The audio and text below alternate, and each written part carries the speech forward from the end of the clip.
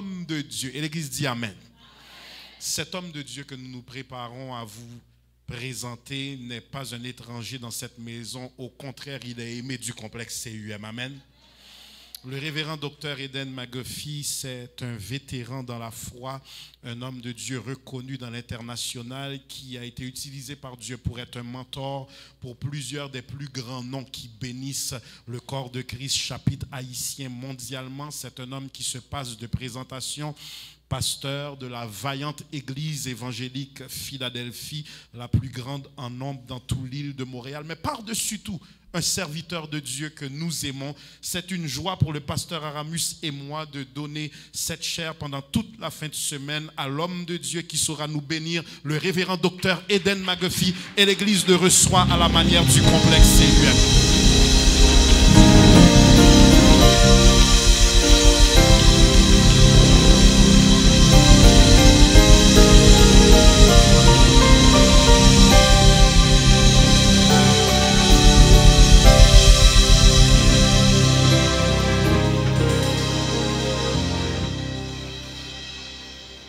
Frères et sœurs en Jésus-Christ, merci, mettez-vous, merci de l'accueil. Merci aussi à mon fils dans la foi,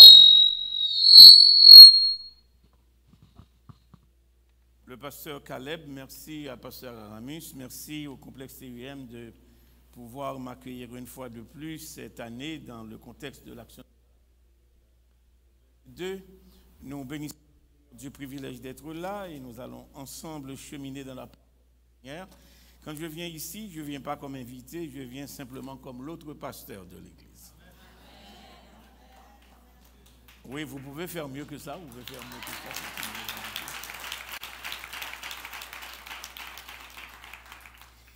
Nous allons séjourner ensemble cette fin de semaine dans une déclaration de l'apôtre Paul trouvée à Philippiens chapitre 4. Et je m'en vais vous lire une partie du verset 19.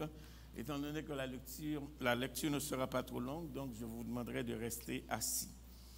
Je vous demanderai de faire contact des yeux avec votre Bible ou que vous l'auriez installée, soit dans votre téléphone, votre iPad, ou si le multimédia voudrait nous exposer le texte, ou bien nous afficher plutôt le texte de Philippiens chapitre 4, le verset 19.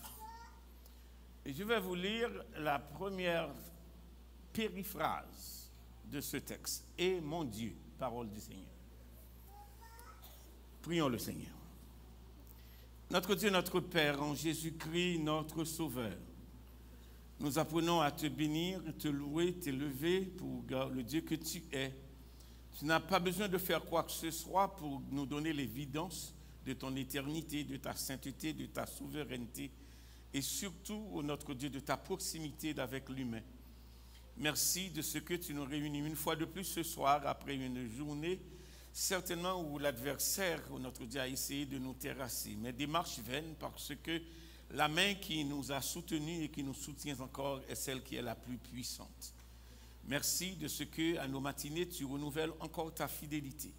Merci de ce que nous n'avons pas à craindre encore les terreurs de la nuit ou la flèche qui vole le jour, ou la peste qui marche dans les ténèbres, même la contagion qui frappe en plein midi. En sorte que sécurité éternelle, nous sommes les dépositaires et surtout, ô notre Dieu, en gratitude, les bénéficiaires sont venus ce soir à tes pieds dans un accent de reconnaissance, te dire merci. Merci pour l'opportunité de te servir, le bonheur de te connaître, la joie de t'appartenir. Nous sommes à tes pieds pour non seulement faire monter nos louanges vers toi. Oui, le service partait d'en bas vers en haut.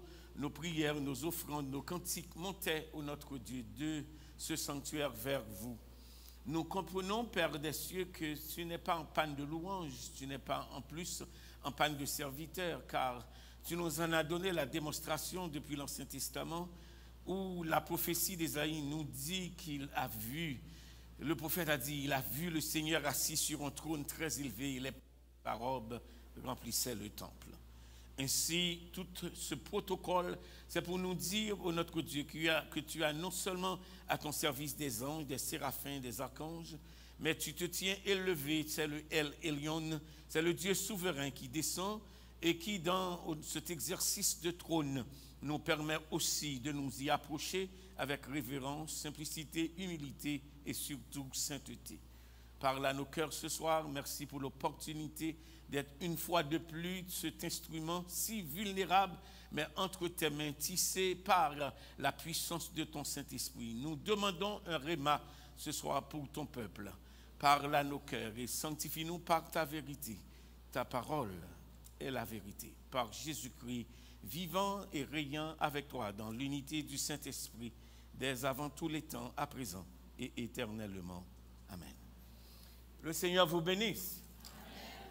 Nous bénissons le Seigneur du privilège d'être là encore ce soir et nous allons cheminer dans ce texte pour le reste de la semaine. Et comme je viens de le lire pour vous, Philippiens chapitre 4, verset 19. Et mon Dieu. Répétez avec moi, et mon Dieu. Et mon Dieu. Frères et sœurs, revenons d'une tradition biblique servie et aussi interprétée par une certaine historicité où certains thèmes, certains textes, certaines périphrases peut-être ne nous disent pas grand-chose parce que nous ignorons leur portée, leur origine aussi bien que leur puissance. Le texte de Philippiens, loin de le placer d'abord dans le livre, loin de le placer dans le thème, d'ailleurs c'est un livre qui n'a pas de thème.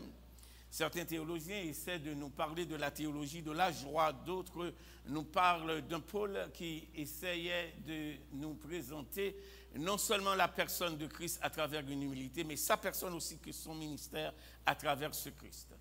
Quand on tourne les regards vers ce fameux livre qui n'est pas trop volumineux, on rencontre une église qui a pris naissance près d'un rivage.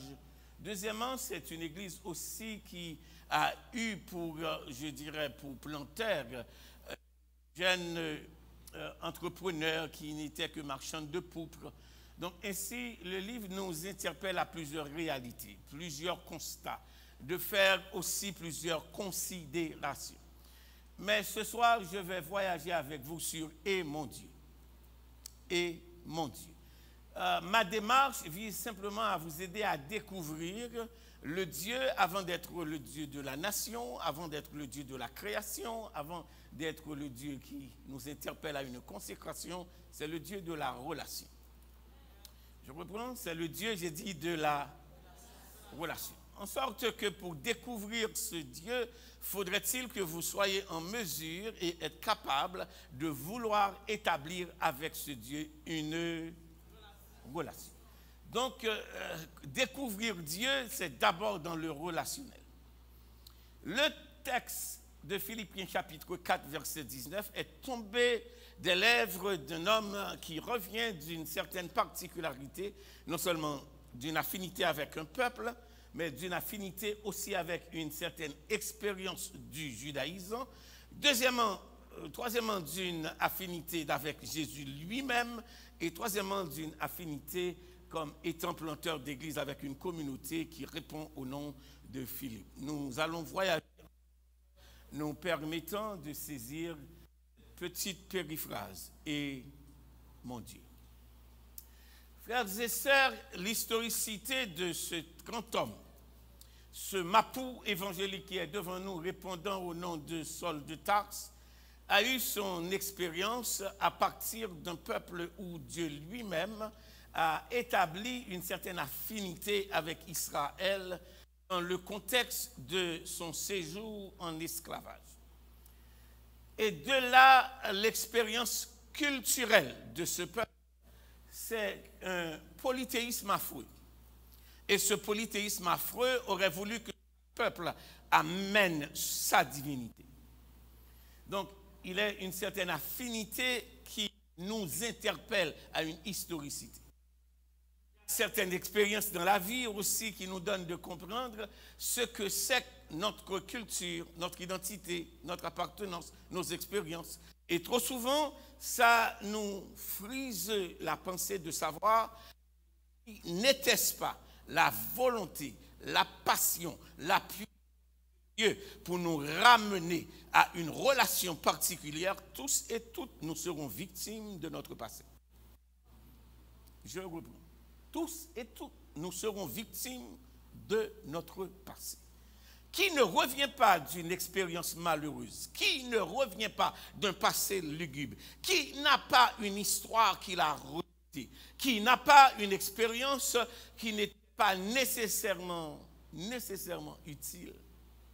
Mais cette expérience vous a servi aujourd'hui pour comprendre que n'était-ce pas la main de Dieu aujourd'hui, vous auriez pu être souvenu. Et, mon Dieu, cette appellation, mon Dieu, trouve plutôt son originalité dans une historicité d'avec le peuple juif. Israël, dans son expérience en Égypte, a reconnu la multiplicité des divinités, et pour faire simplement acte de, j'aimerais que vous me suivez ici, de séparation d'Israël avec les autres divinités, on parlait du Dieu d'Israël. Donc le Dieu d'Israël était pas simplement un Dieu parmi les autres dieux, c'était le Dieu dans une affinité. C'était le Dieu dans une particularité, c'était le Dieu dans une relation, c'était le Dieu dans une particularité spirituelle. Je laisse sortir les gens.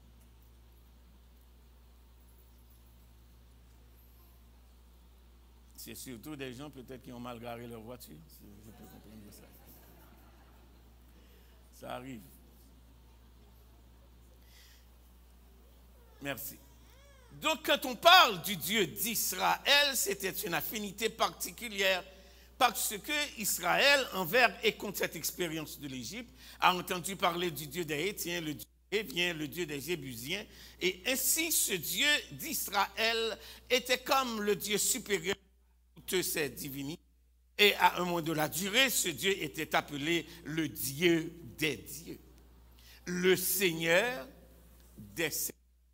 Et ainsi, cette supériorité de la divinité a été marquée dans une particularité lorsque Dieu a interpellé Moïse à son mandat de libérateur et qu'il a donné des signes à cet homme pour prouver que le Dieu d'Israël était supérieur aux autres divinités, que le peuple juif a vu non seulement dans la culturation égyptienne, mais aussi dans la multiplicité de ce pays qui portait cette image cosmopolite de l'orgue, où non seulement la multiplicité des divinités et l'adoration de ces divinités, le culte de ces divinités, les appellations de ces divinités, ensemençaient l'Égypte de différents cultes, différentes interprétations de ces cultes et aussi différentes relations spirituelles entre ces divinités.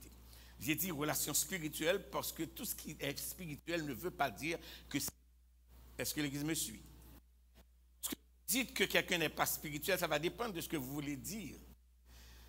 Parce que ceux-là qui se donnent pour affinité d'adorer des dieux étrangers sont aussi dans le spirituel.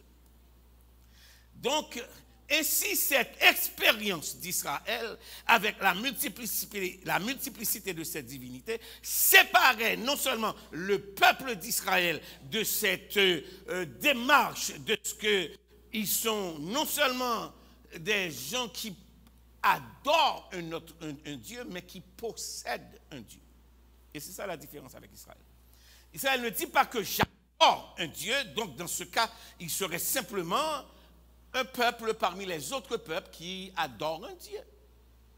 Mais Israël dit, mon affinité avec mon Dieu, ce n'est pas le fait que je l'adore, mais c'est un Dieu que je possède. Et ce Dieu est à moi et à moi seul. En ce sens, Israël ne se dit pas un peuple monothéiste, Israël se dit plutôt un peuple monolate. Répétez avec moi, peuple monolate. Donc, il dit, je possède ce Dieu. Et ce Dieu n'est pas n'importe qui d'autre, c'est exclusivement à ce peuple. Et c'est à partir de cette démarche que nous allons comprendre les appellations de ce nom qui apporte affinité de ce Dieu à Israël, mais qui va devenir le Dieu dans une particularité, dans une singularité, dans une certaine inclusivité, Dieu d'Abraham, Dieu d'Isaac, Dieu de Jacob. On est ensemble? Donc le terme « mon Dieu » part premièrement d'un peuple qui dit qu'il possède un Dieu. Deuxièmement, d'une affinité avec les pères de la nation à qui Dieu a établi des alliances. Donc, dans le contexte de l'alliance, Dieu devint un Dieu personnel. Autre que ce Dieu de la nation, autre que ce Dieu de la création, c'est le Dieu de l'individu. Répétez avec moi, le Dieu de l'individu. Donc Dieu se révèle premièrement dans une relation avant de se révéler dans une agglomération. Je reprends ça. Dieu se révèle d'abord, j'ai dit, dans une,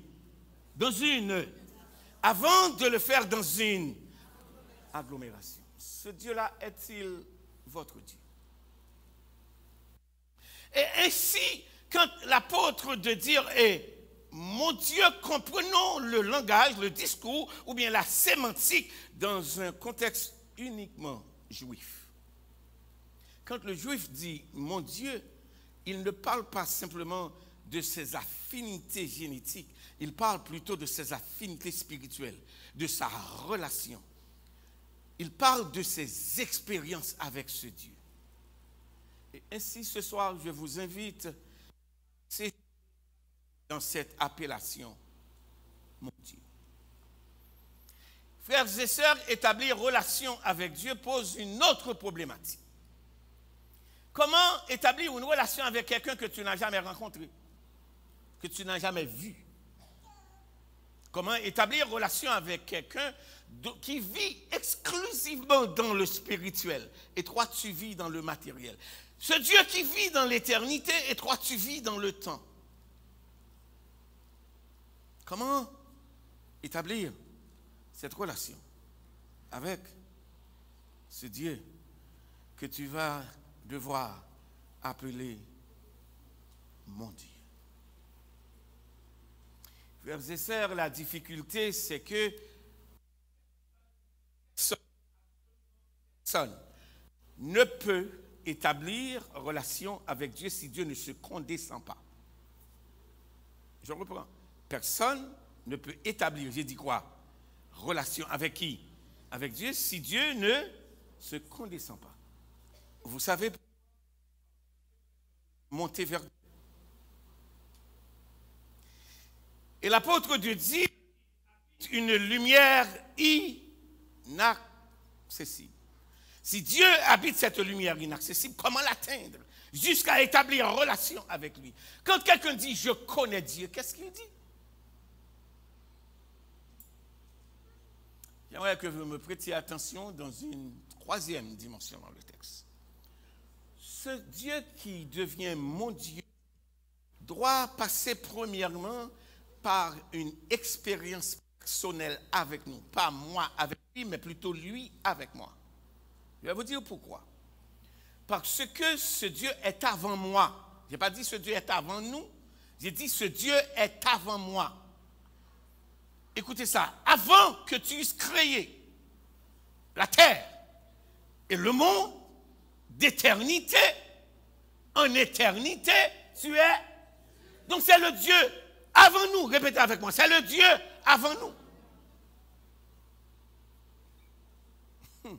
Et ce Dieu avant nous n'est pas explicable. Ce Dieu avant nous n'est pas encore touchable. Ce Dieu avant nous n'est pas expérimentatif. Ce Dieu avant nous reste dans cette éternité passée. Avant que tu eusses créé. Donc la création, c'est Dieu avant nous. On est ensemble? C'est ce Dieu qui est avant nous. On reconnaît la puissance de Dieu, non seulement parce qu'il a fait, mais parce qu'il a dit. J'aimerais que vous me suivez ici. Avant d'être le Dieu de l'écriture, avant d'être le Dieu du livre, il est le Dieu de la parole. C'est le Dieu qui parle. Répétez avec moi. C'est le Dieu qui parle. Et ce Dieu qui parle, il parle pour amener à l'existence ce qui n'est pas. Ce que nous appelons créer. Amener à l'existence qui n'est pas. Donc pour dire, avant que tu crées la terre et le monde d'éternité en éternité, on ferait fausse route si on voudrait découvrir ce Dieu à l'intérieur du cosmos. Parce que, avant que les montagnes fussent nées. Donc la création, c'est ce Dieu avant. C'est ce Dieu avant les civilisations. C'est ce Dieu avant les cultures. C'est ce Dieu avant les évolutions. C'est ce Dieu avant les planètes. C'est ce Dieu avant les galaxies. C'est ce Dieu avant l'humain. C'est ce Dieu avant l'anthropologie. C'est ce Dieu avant les sciences. C'est ce Dieu avant tout. C'est ce Dieu avant nous. C'est ce Dieu avant moi. C'est ce Dieu avant. Comment est-ce que ce Dieu qui est avant moi peut devenir maintenant mon Dieu? Et je crois, ça fait quelques minutes que je viens de vous dire, ce Dieu n'est pas accessible. Habite cette lumière où personne ne peut monter. Maintenant, Dieu décide. Il ne va pas être simplement le Dieu qui est avant. Suivez ma démarche. Il va être aussi le Dieu qui est avec. Je reprends. Il ne va pas être simplement ce Dieu qui est avant. Et le Dieu avant, c'est le Dieu de la création. Ça va là? Maintenant, il décide de faire une autre démarche. En sorte que dans la doxologie cosmologique, c'est quoi la doxologie cosmologique? Dieu tout-puissant, quand mon cœur considère tout l'univers créé par. Et puis il fait l'énumération, le ciel d'azur, les éclairs, le clair matin, où c'est la doxologie du cosmos qui parle de la puissance de son Créateur. Mais il est le Dieu avant. Il décide de se faire le Dieu avec. Mais avant de se faire le Dieu avec, qu'est-ce qui a poussé Dieu à amener cette discipline de sa personne vers moi, vers nous? Pour qui est avant, je perds mon micro de temps en temps, il y a une coupure. Ça va être le Dieu qui est avec nous. J'aimerais vous inviter à découvrir avec moi. À découvrir avec moi ce qui a interpellé Dieu à devenir ce Dieu qui est avec.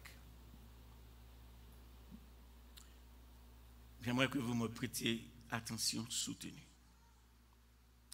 Dans la première maison où Dieu a établi l'homme qu'il a créé, une défection a pris place qui va affecter tous les aspects de la vie de cet homme. Je reprends. À une expérience mauvaise, à partir d'un discours, dans la première maison où Dieu a placé l'homme, quelque chose s'est produit qui va affecter tous les aspects de la vie de cet homme. Après que Dieu eut placé l'homme dans son jardin, dans sa maison première, suivez-moi, Dieu plaça dans le jardin en Éden, le Dieu, avant nous, le Dieu de la création, a placé un arbre dans le jardin et a dit à l'homme, suivez ça, le jour où tu en mangeras, qu'est-ce qui arrivera? Répétez avec moi, tu mourras quand? Le jour où donc, quand tu consommeras, tu seras consumé. Je reprends. Quand tu consommeras ceci, tu seras quoi? Consumé.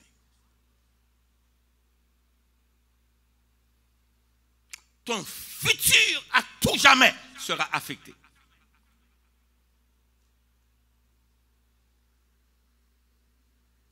Je reprends, ton futur à tout jamais sera parce que tu mourras.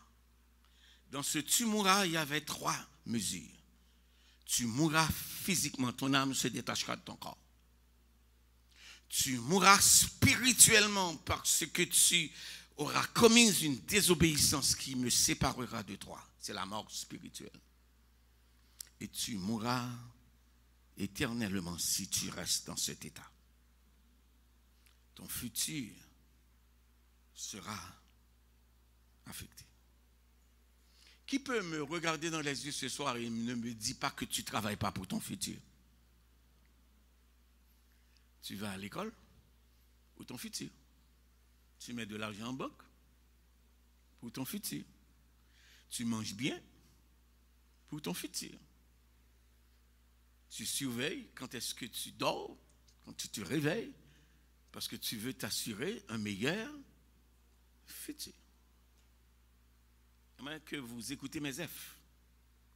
Le jour où tu en mangeras, ton futur sera affecté. C'est le deuxième F. La terre produira des ronces et des épines. Tes finances seront affectées. Peu importe la carrière, peu importe les diplômes, peu importe l'expérience, peu importe la connaissance, à la sueur de ton front. Tes finances seront affectées. Et aujourd'hui, hier et pour demain, on se bat pour bâtir cette sécurité financière. Et c'est tellement vrai qu'aujourd'hui encore, dans un discours, des agences vous donneront rendez-vous dans votre salon et vous proposeront, en vue de sécuriser ce futur, vous parlent d'une assurance de vie que vous ne pouvez en jouir qu'à votre mort.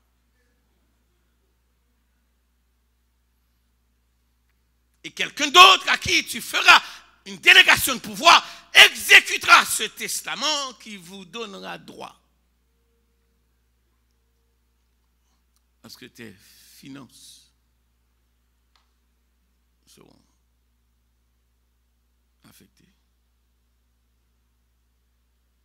Il y a une troisième F.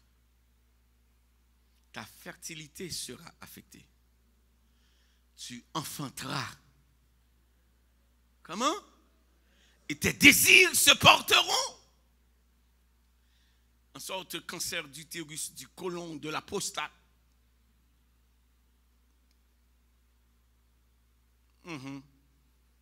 Vous me regardez drôle.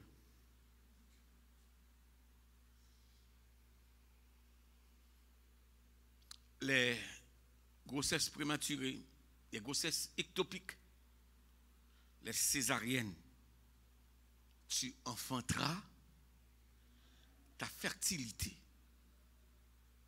est affectée.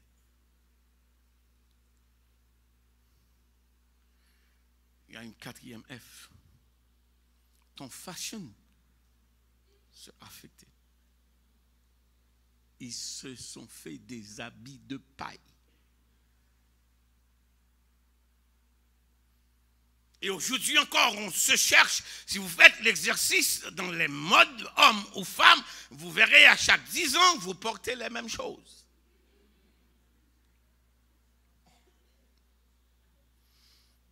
Tantôt, c'est costume à 3 boutons pour les hommes. Tantôt, c'est costume à 2 boutons. Tantôt, c'est costume avec de revers. Tantôt, c'est fendu simplement une seule. Tantôt, c'est 2. Et pour les femmes, on n'en parle pas.